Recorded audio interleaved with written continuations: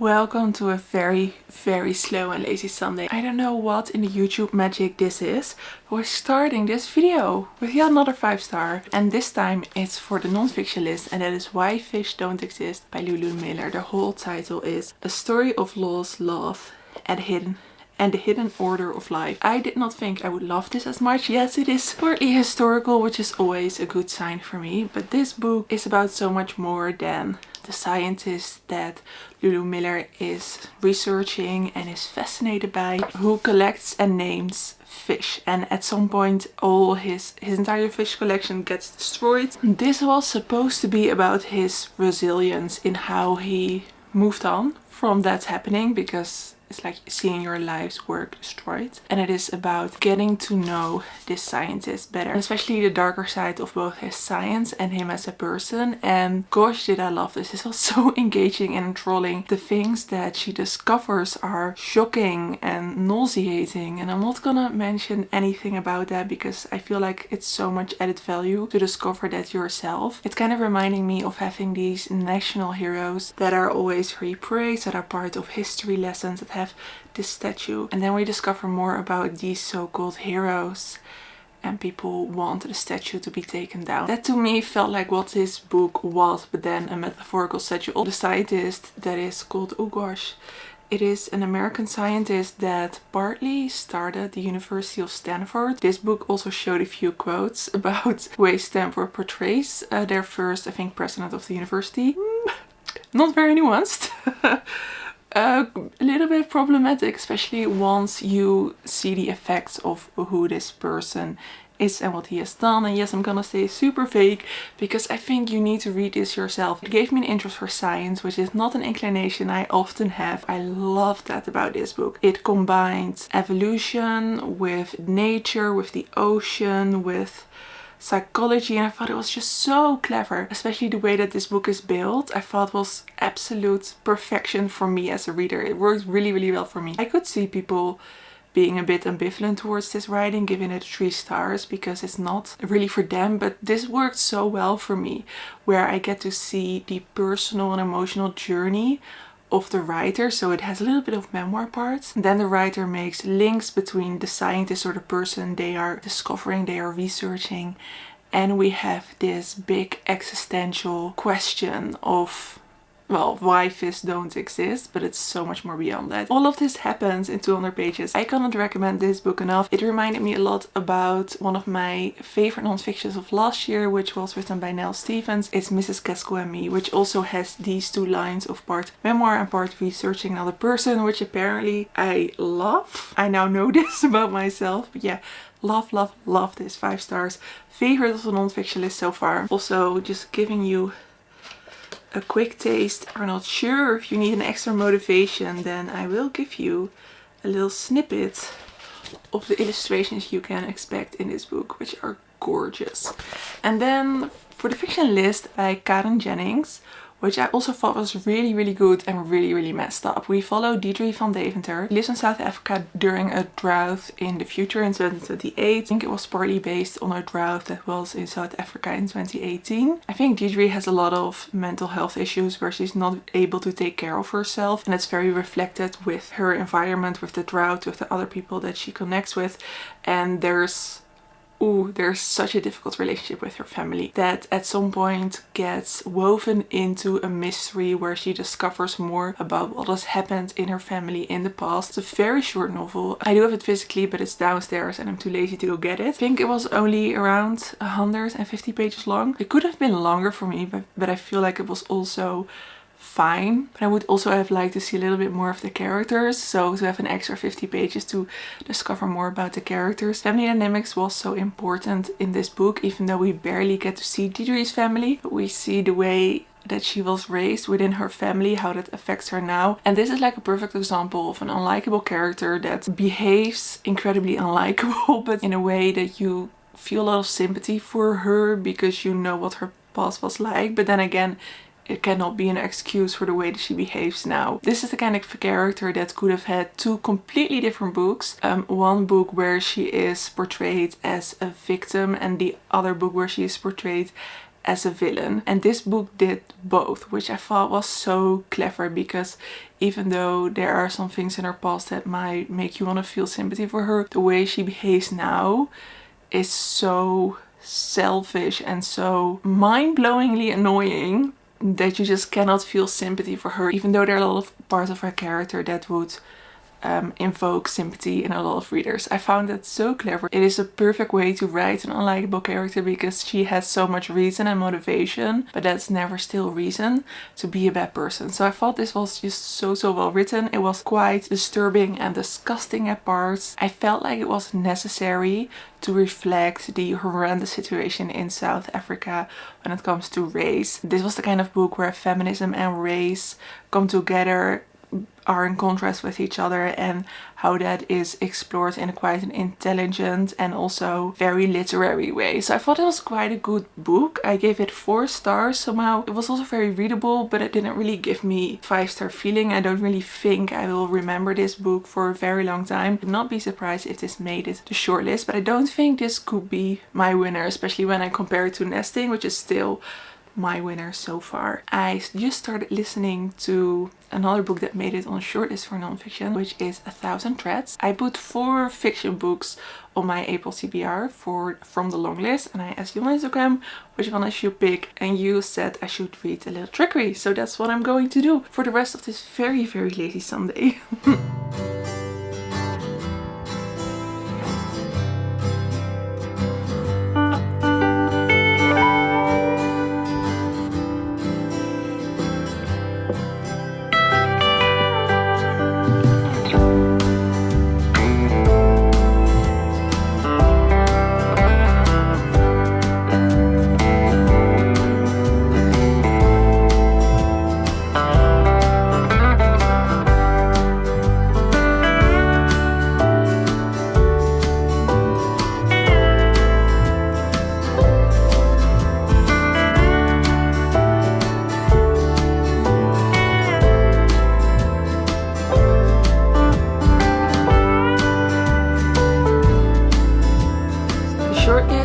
Fiction is announced, and I'm definitely a little bit surprised. So of the physical books, I have 3 of them, one of which I love, Tell Me Everything, but I think it's slightly strange to have a book that is part of a series or part of another world. It's like one book in a world to have on the shortlist for a prize. I love this, but I'm not sure how I feel about that.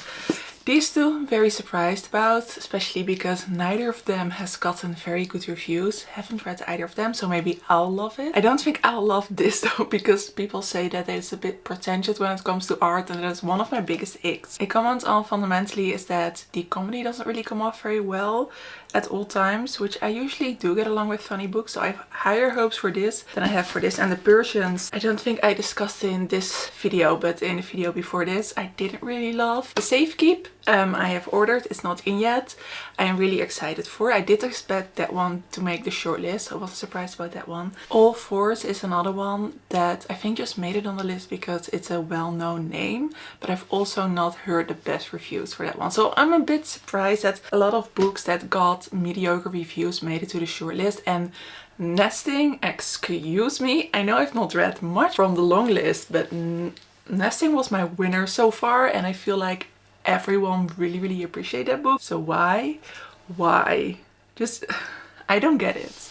Maybe they wanted to go for different kind of books on the shortlist this year, because Nesting is one of those Irish novels. I feel like that makes it often to the shortlist. So maybe this jury wanted to do something differently, but that's such a good book. So yeah. Talking about the long list for fiction, I have finished A Little Trickerie by Rosanna Pike, and this is my most conflicted read so far because I really enjoyed reading this, but there are a lot of things I don't like about it. So this is a historical fiction set in the 1500s, I believe, in Britain, and we follow a girl named Tip, who is what they call a vagrant. So she doesn't have a home and she lives off the land mostly. The book starts out with a lot of loss, grief and danger. Then we follow Tip as she kind of grows up. I don't really want to say much more about it because I do think this is quite a plot driven book, which was one of the things I didn't like about it because it felt a little bit cheap. Let me explain. There are flash forwards in this book, and the farther you get into the book, the more you start to understand them, of course. But it felt like a bit of a cheap plot device to keep the reader engaged because it wasn't necessary. I didn't need to know that the book would be there at a certain point in time.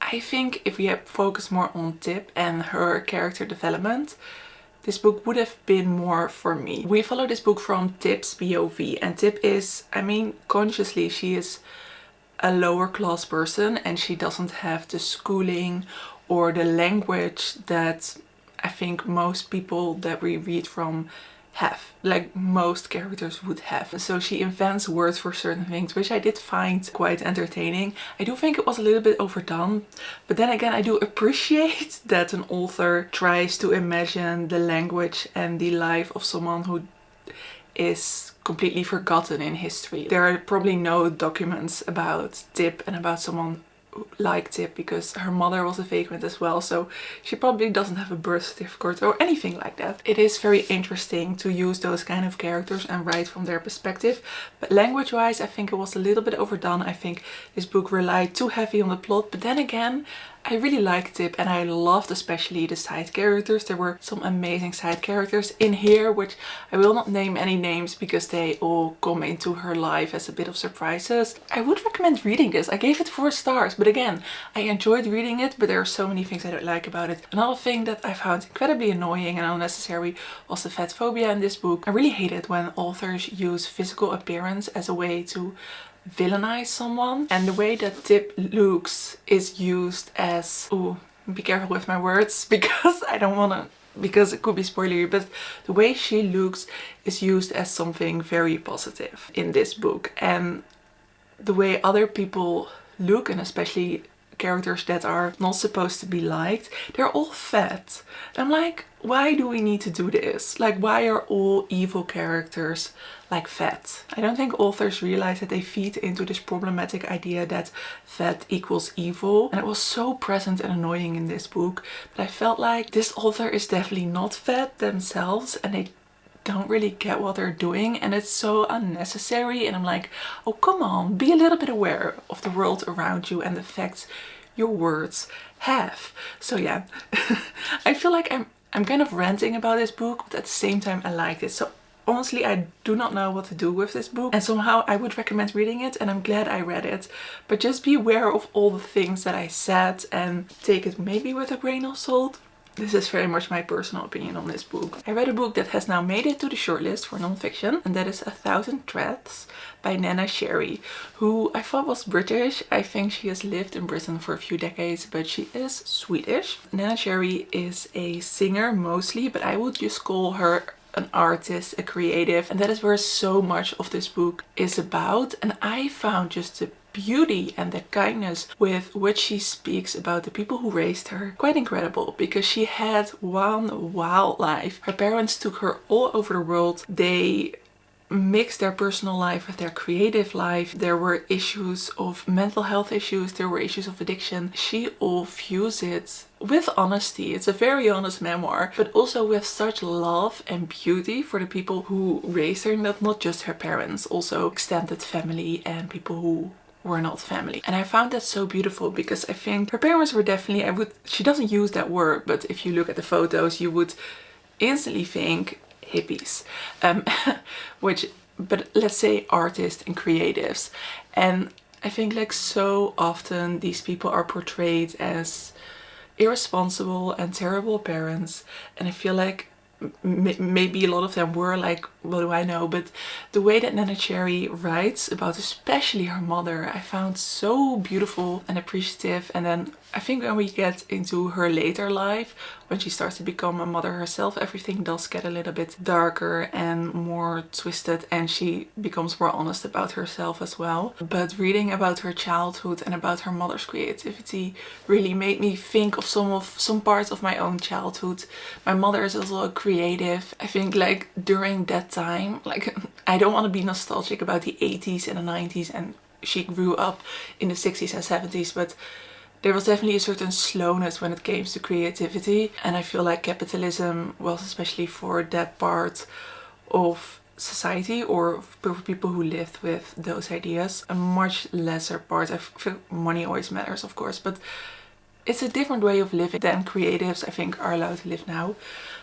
and I found it really beautiful to read. But this is such an open personal memoir. Reviewing it feels wrong somehow. This is just my experience with reading a book and what kind of effect it had on me and what I appreciated about it. Usually I have no trouble reviewing a memoir, but somehow this one is a bit different, so I'm not gonna rate it, but I do think it very much deserves a place on the shortlist. Alright, so these are my reads for the Women's Prize for now.